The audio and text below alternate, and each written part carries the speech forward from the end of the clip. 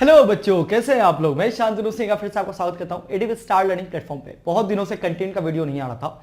बच्चों का मैसेज आया कि सर कंटेंट का वीडियो डालो, तो मैंने सोचा चलो कुछ ऐसा डालते हैं जिससे तुम्हारा 2020 का एग्जाम जो भी दे रहे हैं उनका बहुत अच्छा बेनिफिट होने वाला है। जो 11th में है उनके लिए फ्यूचर का काम है ये, जो 12th में है वो भी देख सकते हैं, जो 13th में वो भी देख सकते हैं। आज क्या करने वाले हैं हम लोग, आज हम लोग पूरा मैकेनिक्स का एक मैंने चार्ट बनाया है कि आखिर ये मैकेनिक्स जो है, ये पूरी फिजिक्स का जो पिलर है वो कैसे कैसे एक दूसरे से इंटर रिलेटेड है। आज तुम्हारा थोड़ा चेंज हो जाएगा परसेप्शन मैकेनिक्स को लेके। Let's start. सबसे पहले अपन बात करते हैं, एक मास है, मान लो उसके पास एक वेलोसिटी है v, तो ऑब्वियस सी बात है उसके पास क्या है, एक मोमेंटम है। मोमेंटम क्या होता है, मोमेंटम होता है mass into velocity. Fine. Momentum को अगर मैं डिफरेंशिएट करूं, ध्यान से सुनना, मोमेंटम को अगर मैं डिफरेंशिएट करूं F बराबर d m v upon d t, तो मेरा क्या आएगा, मोमेंटम का डिफरेंशिएट मतलब rate of change of momentum is defined as force. Force क्या आता है, एफ नेट। अब दो कंडीशन हो सकती है, या तो एफ नेट जीरो हो, अगर एफ नेट जीरो है यानी किसी पार्टिकल के ऊपर फोर्स नेट जीरो है, हम क्या बोलेंगे, वो ट्रांसलेशनल इक्विलिब्रियम में है। किसमें है, ट्रांसलेशनल इक्विलिब्रियम, मतलब उसके पास कोई एक्सेलरेशन नहीं होगा, उसकी वेलोसिटी कांस्टेंट होगी। अच्छा, अगर एफ नेट जीरो नहीं है तो that particle will have acceleration. पूरी मैकेनिक्स में कुल मिलाकर 5 तरीके का फोर्स हम लोग पढ़ते हैं पूरी मैकेनिक्स में। 5 से 6वां फोर्स तुम नहीं पढ़ोगे, यही 5 फोर्स में ही आगे पीछे हम लोग घूमते रहते हैं। पहला फोर्स होता है ग्रेविटेशनल फोर्स, जो कि होता है mg, जो कि a kind of a electromagnetic force होता है। ठीक है, सॉरी ग्रेविटेशनल फोर्स होता है, सॉरी, जो kind of A gravitational force होता है। टेंशन, नॉर्मल, स्प्रिंग, फ्रिक्शन, ये बाकी का 4 फोर्स हुआ, ये काइंड ऑफ इलेक्ट्रोमैग्नेटिक फोर्स होता है। ये चारों जो फोर्स तुम देख रहे हो ना, ये चारों फोर्स इलेक्ट्रोमैग्नेटिक है। दुनिया में कुल 4 तरह के फोर्स होते हैं। कौन कौन से होते हैं, सबसे स्ट्रांग होता है न्यूक्लियर फोर्स, सेकंड नंबर पे आता है इलेक्ट्रोमैग्नेटिक फोर्स, थर्ड नंबर पे आता है कौन सा आता है थर्ड नंबर पे, मैं भूल गया, ग्रेविटेशनल फोर्स, फोर्थ नंबर पे आता है वंडरवाल फोर्सेस। वंडरवाल फोर्सेस तुम लोग केमिस्ट्री में गैस में पढ़ते हो, हम लोग फिजिक्स में 3 तरह का फोर्स पढ़ते हैं। न्यूक्लियर फोर्स सबसे ज्यादा स्ट्रांग होता है, लेकिन 50 to 60 टाइम्स होता है इलेक्ट्रोस्टैटिक फोर्स के, लेकिन वो अपन कहां पढ़ते हैं, मॉडर्न फिजिक्स में पढ़ते हैं। बाकी बचा कौन सा force, 2 force, gravitational force, electromagnetic force. पूरा 11th 12th ग्रेविटेशनल फोर्स और इलेक्ट्रोमैग्नेटिक फोर्स के चारों तरफ हमारी दुनिया घूमती रहती है, और हमें ये नहीं पता होता कि टेंशन, नॉर्मल, स्प्रिंग और फ्रिक्शन, ये चारों फोर्सेस जो है ना, ये चारों फोर्स एक्चुअली में इलेक्ट्रोमैग्नेटिक फोर्स ही हैं। यही 4 फोर्स अपन मैकेनिक्स में पढ़ते हैं, और साथ में एक ग्रेविटेशनल फोर्स। इसी चारों फोर्स, 5 फोर्स का बिहेवियर पूरी मैकेनिक्स में चलता है, और इसके अलावा तुम 6ठा फोर्स मेरे को बता ही नहीं सकते। यही मेनली यही 5 फोर्स होता है। एक्स्ट्रा 1-2 आ जाए, कभी कभी आ जाए तो अलग बात है। मैकेनिक्स में ये 5 फोर्स ध्यान रखना। अच्छा, हर एक का बिहेवियर अपना अपना अलग अलग होता है। नॉर्मल तब लगता है जब दो सरफेसेस कांटेक्ट में हो, फ्रिक्शन तब लगता है दोनों के बीच में रिलेटिव मोशन हो, स्प्रिंग फोर्स की वैल्यू kx होती है, x होता है उसमें इलॉन्गेशन या कंप्रेशन, mg तो हमेशा लग रहा होता है, जो भी बॉडी अर्थ पे रखी हुई है उस पे ग्रेविटेशनल फोर्स लग रहा होता है। टेंशन तब लगता है जब रस्सी टाइट होगी, बस खत्म हो गया। ये 5 फोर्स के बारे में तुम्हें पता होना चाहिए। Okay fine. ए नेट अगर नॉन जीरो होगा तो ये 5 फोर्स की वजह से ही होगा। Fine fine fine fine. ये अपना आ गया ट्रांसलेशन इक्विलिब्रियम। अब मैं क्या बोल रहा हूं, फोर्स में अगर मैं integration of F dot ds कर दूं तो ये अपने को क्या देगा, वर्क देगा। अगर फोर्स में मैं डॉट प्रोडक्ट कर दूं डिस्प्लेसमेंट का एफ डॉट ds, तो ये अपने को देगा वर्क, जो कि अपन वर्क पावर एनर्जी में पढ़ते हैं। फाइन, ये हो गया एफ डॉट ds। अब integration of F dot ds में भी 2 काइंड होगी। अगर फोर्स कांस्टेंट हुआ तो इंटीग्रेशन से फोर्स बाहर निकल जाएगा, तो ये आ जाएगा एफ डॉट s, ये आ गया कांस्टेंट फोर्स के लिए। और अगर कांस्टेंट फोर्स नहीं है तो क्या आ जाएगा, integration of F dot ds, sorry, F dot ds। ये इंटीग्रेशन अगर फोर्स वेरिएबल है तो। फाइन, कोई भी फोर्स चाहे वो कैसा भी हो, दुनिया में कैसा भी फोर्स हो, घटिया फटिया कुछ भी हो, ये 5 रहे, कोई भी फोर्स लो, उस फोर्स का वर्क जिस पे वो एक्ट कर रहा है उस पार्टिकल की चेंज इन काइनेटिक एनर्जी के बराबर होता है। ये यूनिवर्सल फॉर्मूला है, ये यूनिवर्सल एनर्जी का इक्वेशन है, यानी कि काइनेटिक एनर्जी छोड़ा मैं, ये हर फोर्स के लिए वैलिड है, चाहे दुनिया में कोई भी फोर्स हो। ये इक्वेशन ऐसा है ही नहीं कि किसी पर्टिकुलर फोर्स के लिए, ये हर तरीके के फोर्स के लिए ये इक्वेशन तो हमेशा वैलिड है, यूनिवर्सल है ये, कि work done on any particle is equals to change in kinetic energy. Kinetic energy क्या होती है, काइनेटिक एनर्जी होता है 12 mv²।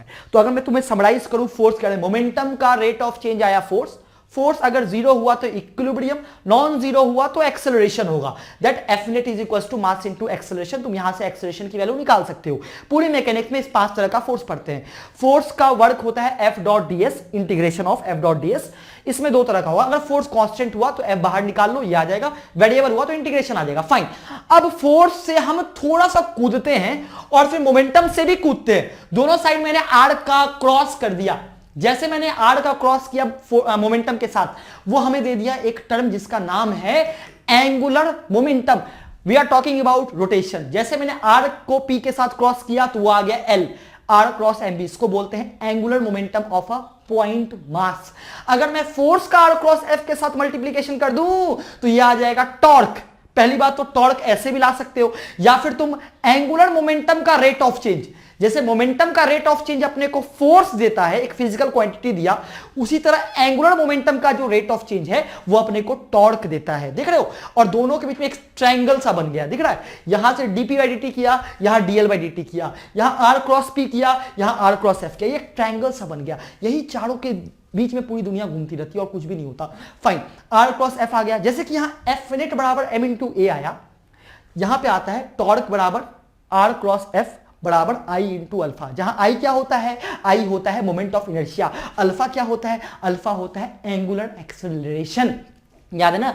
D omega upon d T, angular acceleration पता है तुम्हें? Rate of change of angular velocity, ये अल्फा होता है। आई निकालना सबके लिए तुम्हें आना चाहिए, पॉइंट मास से लेके जितना भी कंटिन्यूअस मास का आई तुम्हें निकालना आना चाहिए। वैसे तो मास दिया रहता है, बट मोमेंट ऑफ इनर्शिया अपने को निकालना पड़ता है। मोमेंट ऑफ इनर्शिया निकालने का तरीका होता है integration of dm r square, वो तुम लोग रोटेशन में पढ़ते हो। फाइन। टॉर्क अगर जीरो हुआ, नेट टॉर्क जीरो हुआ तो अल्फा भी जीरो होगा, तो अपन क्या बोलेंगे? पार्टिकल रोटेशनल इक्विलिब्रियम में है। और अगर टॉर्क नॉन जीरो हुआ तो अल्फा भी नॉन जीरो होगा। यानी कि जब भी किसी पार्टिकल की इक्विलिब्रियम की बात होगी, हम बताएंगे 2 तरह का इक्विलिब्रियम, एक तो ट्रांसलेशनल, दूसरा रोटेशनल। इसीलिए अपने को जब इक्विलिब्रियम, जैसे मैं बोलूं कि ये पेन इक्विलिब्रियम में है, अगर ये पेन इक्विलिब्रियम में है तो मुझे इस पे एफ नेट भी जीरो करना पड़ेगा और टॉर्क नेट भी जीरो करना पड़ेगा। और अगर मैं बोलूं कि ये पार्टिकल नॉन इक्विलिब्रियम में है तो भी 2 केस पॉसिबल है। एक तो सेंटर के पास एक्सेलरेशन हो और दूसरा सेंटर के अबाउट वो अल्फा से घूम रहा हो। अगर घूम रहा है तो टॉर्क नेट नॉन जीरो, अगर नहीं घूम रहा है तो टॉर्क नेट जीरो।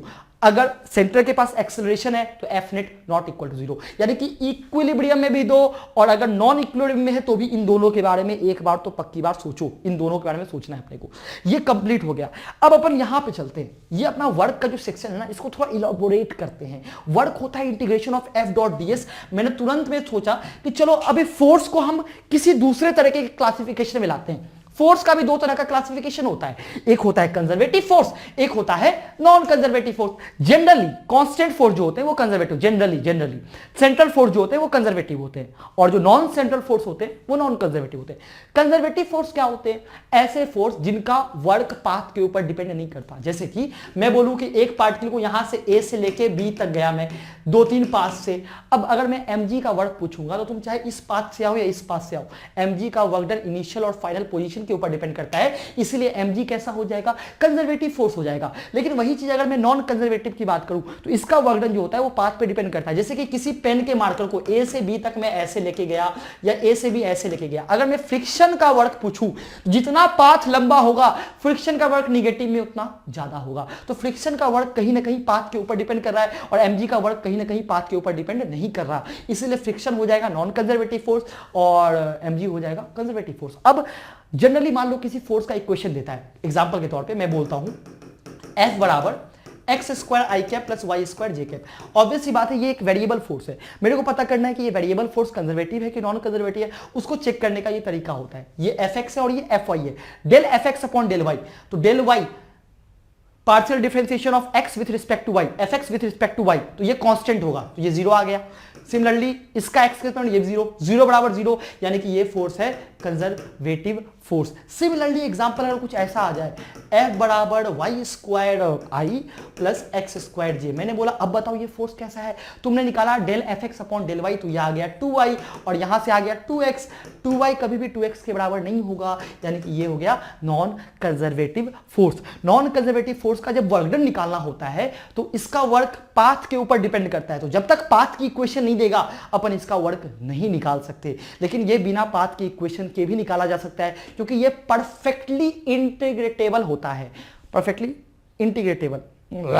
देखो F dot D S work निकालना है इसमें, देखो कैसे मैं बोल रहा हूं समझो। जैसे मुझे वर्क निकालना है, मुझे पता है वर्क वेरिएबल फोर्स का होता है integration of F dot D S.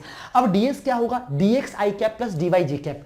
जैसे तुम डी एक्स आई कैप प्लस डी वाई जे कैप इसके साथ डॉट करोगे तो ये बहुत सिंपल सा आ जाएगा, क्या आ जाएगा, एक्स स्क्वायर डी एक्स का integration plus y square d y का इंटीग्रेशन। ये बहुत सिंपल सा आ गया, परफेक्टली इंटीग्रेटेबल है। बट अगर तुम यहां पे वही काम करते हो तो पता क्या आ जाएगा इंटीग्रेशन में, y square d x plus x square d y. क्या तुम इसका इंटीग्रेशन कर सकते हो, इसका इंटीग्रेशन पॉसिबल नहीं है, इसीलिए अपने को पाथ का इक्वेशन चाहिए होता है। तो इसीलिए बोलते हैं नॉन कंजर्वेटिव फोर्स परफेक्टली इंटीग्रेटेबल नहीं होता, कंजर्वेटिव फोर्स परफेक्टली इंटीग्रेटेबल होता है। यहां पे वो पाथ का इक्वेशन देगा कि तुम्हें x बराबर y से जाना है, वो ऐसे देगा कि x बराबर y वाले पाथ से ये फोर्स लग रहा है, इस पाथ से मैं पार्टिकल को 0,0 से 1,1 तक लेके गया, मुझे वर्क बताओ। अब तुम क्या करोगे, तुम्हारा एक पाथ का पर्टिकुलर पाथ का इक्वेशन दिया हुआ है, तो y की जगह x डाल दोगे, x की जगह y कर दोगे। अब ये परफेक्टली इंटीग्रेटेबल हो गया, लिमिट डालोगे तब नॉन कंजर्वेटिव फोर्स का वर्क आएगा। इसलिए ये इंपॉर्टेंट है कंजर्वेटिव फोर्स और नॉन कंजर्वेटिव फोर्स को पहचानना। mg स्प्रिंग फोर्स ये सारे कंजर्वेटिव हैं, but friction force non conservative है। फाइन ना।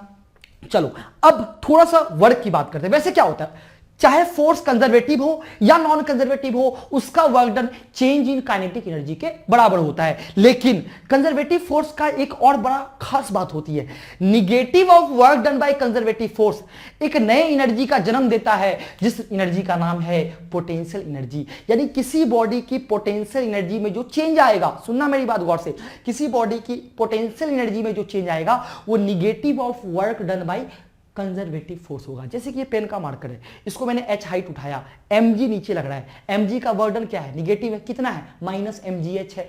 माइनस mgh का जो निगेटिव आएगा मतलब प्लस mgh, ये इसकी पोटेंशियल एनर्जी में mgh का बढ़ोतरी कर दिया। यानी कि change in potential energy is given by minus integration of f conservative dot dx या dr। यानी कि पोटेंशियल एनर्जी सिर्फ कंजर्वेटिव फोर्स के लिए डिफाइंड होता है। अगर सिस्टम में एक नॉन कंजर्वेटिव फोर्स है तो पोटेंशियल एनर्जी का डिफिनेशन वहां पर नहीं आएगा। पोटेंशियल एनर्जी सिर्फ किसके लिए डिफाइंड होता है, कंजर्वेटिव फोर्स के लिए डिफाइंड होता है। mg का पोटेंशियल एनर्जी क्या होता है, mgh होता है। स्प्रिंग का क्या होता है, हाफ के एक्स स्क्वायर, तो ये पता होगा तुम्हें। फाइन, अब हमें पता है किसी भी फोर्स का वर्क डन उसके चेंजिंग काइनेटिक एनर्जी के बराबर होता है। यानी कि जो वर्क है वो के फाइनल माइनस के इनिशियल के बराबर होगा, और यही तो पोटेंशियल एनर्जी के चेंज के ही बराबर है, माइनस अगर यूज कर लेते तो। जैसे मैंने किया तो you final plus K E final is equal to U initial plus K initial, इसको बोलते हैं मैकेनिकल एनर्जी। किसी बॉडी के पास अगर सिर्फ कंजर्वेटिव फोर्स काम कर रहा है, सिर्फ कंजर्वेटिव फोर्स काम कर रहा है, तो उसका initial kinetic plus initial potential final kinetic plus final potential के बराबर होगा। ये मैकेनिकल एनर्जी कंजर्वेशन होता है। ये तभी लगता है जब सिस्टम में सिर्फ कंजर्वेटिव फोर्स काम कर रहे होते हैं। अगर गलती से भी एक भी नॉन कंजर्वेटिव फोर्स आया, ये इक्वेशन तुम नहीं लगा सकते। फिर क्या करेंगे, फिर work done by all forces is equals to change in kinetic energy, that universal work energy theorem, वही लगा सकते हो। अब ये तो मैंने तुम्हें बता दिया। अब यहां पे आते हैं, नॉन कंजर्वेटिव पहचाना आता है। नॉन कंजर्वेटिव का वर्क क्या होगा, वो सिर्फ काइनेटिक एनर्जी के चेंज में आएगा, ऐसा करके कुछ भी नहीं होगा, वो सिर्फ एक ही आएगा, काइनेटिक एनर्जी का चेंज। अच्छा, यानी कि देखा जाए तो वर्क डन बाय कंजर्वेटिव हो या work done bye non conservative हो, सब ये तो यूनिवर्सल फॉर्मूला है चेंज इन काइनेटिक एनर्जी। लेकिन work done by conservative force का जो निगेटिव होता है वो डेल्टा यू के चेंज के बराबर होता है। ये छोटी मोटी बातें हैं, और जहां सिर्फ कंजर्वेटिव फोर्स काम कर रहे होते हैं वहां you final plus K E final, you initial plus K initial, ये मैकेनिकल एनर्जी कंजर्वेशन लगा सकते हो। ये अपना सारा जो हर्ट है ना वर्क एनर्जी पावर का, वो यहीं पे छिपता है कहीं ना कहीं पे। चलो नेक्स्ट अपन बात करते हैं, थोड़ा सेंटर ऑफ मास का थोड़ा सा प्रकाश डालते हैं। सेंटर ऑफ मास में क्या होता है कि actually upon system of particle की बात करते हैं। किसकी बात करते हैं, एक पार्टिकल नहीं, कई सारे पार्टिकल का एक सिस्टम की बात करते हैं। अब सिस्टम के लिए थोड़ी चीजें अलग होती हैं, इंडिविजुअल पार्टिकल के लिए अलग होती है और सिस्टम के लिए थोड़ी चीजें अलग होती है। अब सिस्टम में या तो पॉइंट मास होगा या एक डिस्क्रीट मास होगा। डिस्क्रीट मास जैसे कि हाफ रिंग हो गया, हाफ हेमिस्फीयर हो गया, हाफ कोन हो गया, जो 2-3 मास का कॉम्बिनेशन, या फिर एक कंटिन्यूअस मास हो जाए, एक रॉड हो गया। तो ये पॉइंट मास और कंटिन्यूअस मास। पॉइंट मास का जो सेंटर ऑफ मास होता है, सेंटर ऑफ मास क्या होता है? ऐसा पॉइंट जहां पे हम सारा मास को कंसंट्रेटेड मान सकते हैं। वो जो पॉइंट होता है वो पॉइंट मास के लिए ऐसे डिफाइंड होता है सिग्मा ऑफ, और कंटिन्यूअस मास के लिए इंटीग्रेशन ऑफ। तुम्हें याद होगा मुझे जहां तक लगता है। ठीक है, ये तो सेंटर ऑफ मास निकालने की बात आ गई। सेंटर ऑफ मास निकालने का मेन मकसद क्या होता है? सेंटर ऑफ मास निकालने का मेन मकसद ये होता है कि जो कंटिन्यूअस मास होता है ना, कंटिन्यूअस मास का पोटेंशियल एनर्जी हम सेंटर ऑफ मास के डिस्प्लेसमेंट के हिसाब से लिख सकते हैं रोटेशन में। कंटिन्यूअस मास का जो पोटेंशियल एनर्जी होता है, अब भाई जैसे ये रॉड है, अब ये रॉड को मैंने ऐसे करके खड़ा किया तो दूसरा हर डीएम मास जो है वो अलग अलग हाइट चला, तो इंटीग्रेशन करना पड़ेगा। इतना मेहनत कौन करता है? अगर मुझे इसके पोटेंशियल एनर्जी में चेंज लिखना है, मैं इसके सेंटर ऑफ मास को पकड़ूंगा, centre of mass L/2 height पे ऊपर गया, डायरेक्टली बोल दूंगा कि पोटेंशियल एनर्जी में चेंज mg L/2 हुआ। तो सेंटर ऑफ मास निकालने का एक बहुत बड़ा फायदा होता है कि हम रोटेशन में potential energy of continuous mass centre of मास के डिस्प्लेसमेंट से लिख सकते हैं। अब बात करते हैं एफ ऑफ सिस्टम। मान लो सिस्टम है, जैसे ये 2 मासेस हैं, 2 हैं, 2 से ज्यादा है, 3-4 मासेस हैं, उन सबको मैंने एक सिस्टम बांध लिया। उनके बीच में आपस में इंटरनल फोर्सेस लग रहे हैं, बाहर से कोई फोर्स नहीं लग रहा। अगर सिस्टम पे एक्सटर्नल फोर्स 0 है तो acceleration of centre of mass of system will be 0। What is acceleration of centre of mass? Sigma mi ai upon sigma mi। Velocity of centre of मास ये होता है। यानी कि सेंटर ऑफ मास का acceleration तभी होगा जब सिस्टम के ऊपर बाहर से फोर्स लगे। अगर बाहर से सिस्टम के ऊपर फोर्स नहीं लगेगा तो सेंटर ऑफ मास का एक्सेलरेशन नहीं होगा। और अगर सेंटर ऑफ मास का एक्सेलरेशन नहीं होगा तो सेंटर ऑफ मास की वेलोसिटी कांस्टेंट होगी। सेंटर ऑफ मास की वेलोसिटी क्या होगी? कांस्टेंट होगी। अब कांस्टेंट टर्म यहां पर 2 तरह का होता है। अगर initially centre of mass rest पे है तो कांस्टेंट है, बाद में भी रेस्ट पे रहेगा क्योंकि एक्सटर्नल फोर्स नहीं लग रहा है। और इनिशियली अगर सेंटर ऑफ मास मूविंग है तो वो उसी वेलोसिटी से मूव करता हुआ रहेगा। सेंटर ऑफ मास की बात कर रहा हूं क्योंकि सिस्टम पे कोई एक्सटर्नल फोर्स नहीं लग रहा है, और एक्सटर्नल फोर्स अगर नहीं लग रहा है तो acceleration of centre of mass will be 0, यानी कि velocity of centre of mass not change. You कभी चेंज नहीं होगा। सेंटर ऑफ मास की वेलोसिटी क्या होगी? कांस्टेंट होगी। अब इसमें 2 case, initially centre of mass rest पे था या initially centre of mass moving था। जैसे कि एग्जांपल के तौर पे मान लो ये m1 है, ये m2 है, मैंने m1 को m2 की तरफ ऐसे टिक मारा और छोड़ दिया। थोड़ी देर के बाद देखा, ऑब्वियस सी बात है सेंटर ऑफ मास के पास एक वेलोसिटी आ गई। अब इसके ऊपर कोई फोर्स नहीं लग रहा, जो लग रहा है इंटरनल फोर्स लग रहा है। तो इनिशियली सेंटर ऑफ मास के पास जो वेलोसिटी आई वो चेंज नहीं होगी क्योंकि एक्सटर्नल फोर्स नहीं है। लेकिन अगर ये 2 मास को मैंने ऐसे करके छोड़ दिया, अब ये 2 मास का मैंने छोड़ दिया, इनिशियली सेंटर ऑफ मास की वेलोसिटी 0 थी, एक्सटर्नल फोर्स नहीं लग रहा, तो फाइनल वेलोसिटी भी क्या होगी? 0 होगी। वो हमेशा सेंटर ऑफ मास रेस्ट पे रहेगा। अगर centre of mass initially rest पे था तो डिस्प्लेसमेंट ऑफ सेंटर ऑफ मास तो हो ही नहीं सकता। डिस्प्लेसमेंट ऑफ सेंटर ऑफ मास बोले तो वही एक्स यूम वाई यूम, वो तो वहीं का वहीं रहेगा, चाहे तुम कुछ भी कर लो, क्योंकि इनिशियली वो रेस्ट पे है, फाइनली भी रेस्ट पे है, तो जहां पे था सेंटर ऑफ मास वहीं पे रहेगा। वहीं से एक आता है ये वाला formula, m1 delta x1 plus m2 delta x2 बराबर 0, net displacement of centre of mass will be 0। इसका एग्जांपल बताऊं, एक प्लैंक है जो कि फ्रिक्शनलेस सरफेस पे है और एक आदमी मस्त यहां पे खड़ा है, ये m1 का है, ये m2 का है, ये प्लैंक लेंथ l का है, फ्रिक्शनलेस सरफेस पे ये आदमी यहां से यहां पहुंच गया। अब बताओ कि प्लैंक कितना शिफ्ट किया। अब एक बात बताओ, जब आदमी इसके ऊपर खड़ा था, अगर मैं प्लैंक प्लस आदमी को एक सिस्टम मानूं तो इन दोनों के बीच में लग रहा फ्रिक्शन इंटरनल फोर्स है, बाहर से कोई फोर्स एक्स में नहीं लग रहा, एक्स में कोई फोर्स नहीं लग रहा। यानी कि इनिशियली जहां पर सेंटर ऑफ मास था फाइनली भी वहीं पे रहेगा। Initially centre of mass rest पे था, फाइनल भी रेस्ट पे रहेगा। अब अगर ये प्लैंक रुका होता तो आदमी एल चलता। मैं मानता हूं कि प्लैंक पीछे एक्स खिसक गया, प्लैंक पीछे एक्स खिसका, आदमी आगे एल गया, तो आदमी ओवरऑल कितना गया?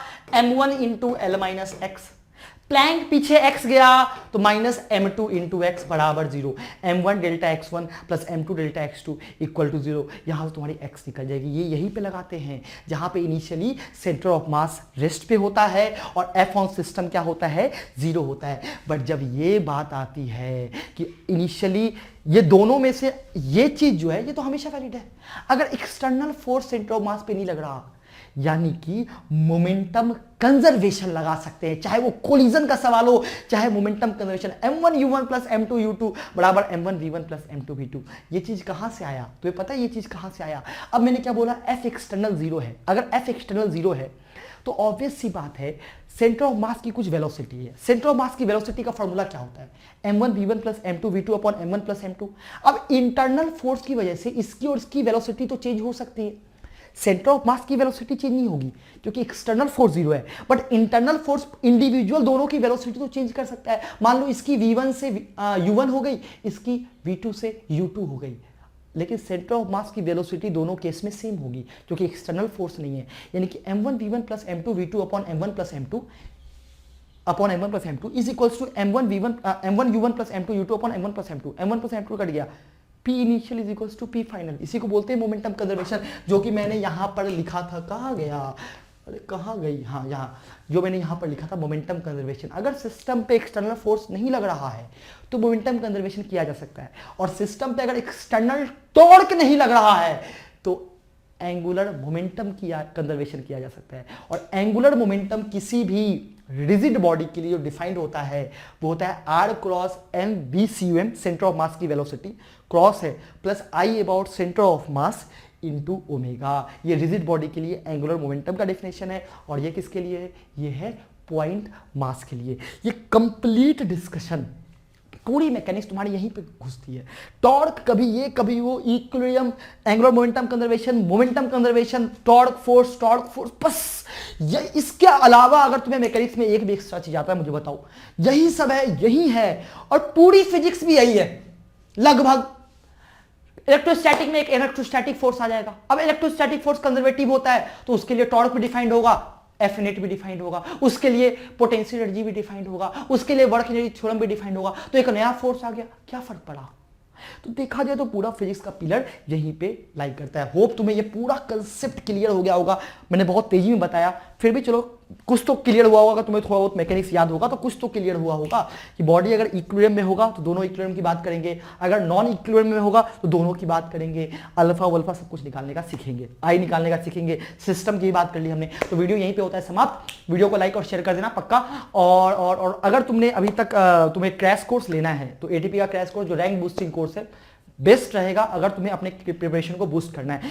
किसी भी डाउट अगर क्रैश कोर्स से रिलेटेड हो, क्रैश कोर्स आरबीसी से रिलेटेड हो, तो मुझे डायरेक्टली मैसेज कर देना, मैसेज, ठीक है। अगर तुम्हें आरबीसी से रिलेटेड कोई भी डाउट है तो मेरे को मैसेज कर देना। ओके भाई, मिलते हैं अगले टर्न पे कोई वीडियो लेके। Bye, take care.